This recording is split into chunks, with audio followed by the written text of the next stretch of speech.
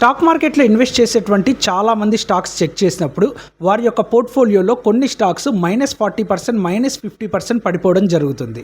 చాలామందికి స్టాక్ మార్కెట్లో ఎప్పుడు ఎంటర్ కావాలో తెలుస్తుంది, ఆ స్టాక్లో ఎంట్రీ ఎప్పుడు తీసుకోవాలో తెలుస్తుంది. కానీ ఆ స్టాక్ నుంచి ఎగ్జిట్ ఎప్పుడు అవ్వాలి, అసలు ఎటువంటి స్టాక్స్లో మనం ఎంట్రీ తీసుకోకూడదు అనేటువంటి విషయం తెలియదు. ఏ స్టాక్ అయితే 200 day moving average below close అయిందో అటువంటి స్టాక్లో ఎట్టి పరిస్థితుల్లో ఎంట్రీ మనం తీసుకోకూడదు.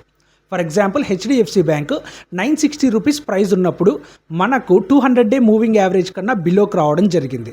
960 రూపీస్ నుంచి స్టాక్ ప్రైస్ ఇప్పుడు 750 రూపీస్కి రావడం జరిగింది. అంటే 200 డే మూవింగ్ యావరేజ్ కన్నా బిలో క్లోజ్ అయిన తర్వాత దాదాపు 22% పడిపోవడం జరిగింది.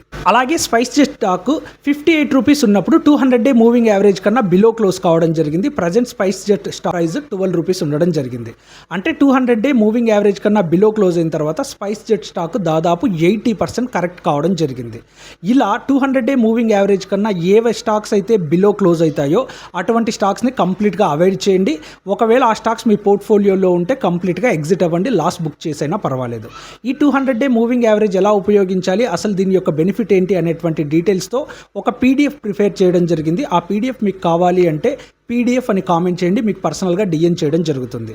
అలాగే స్టాక్ మార్కెట్కు సంబంధించిన అప్డేట్స్ అనేవి మన ఫ్రీ వాట్సాప్ గ్రూప్లో షేర్ చేయడం జరుగుతుంది. Join in WhatsApp group, link is in bio.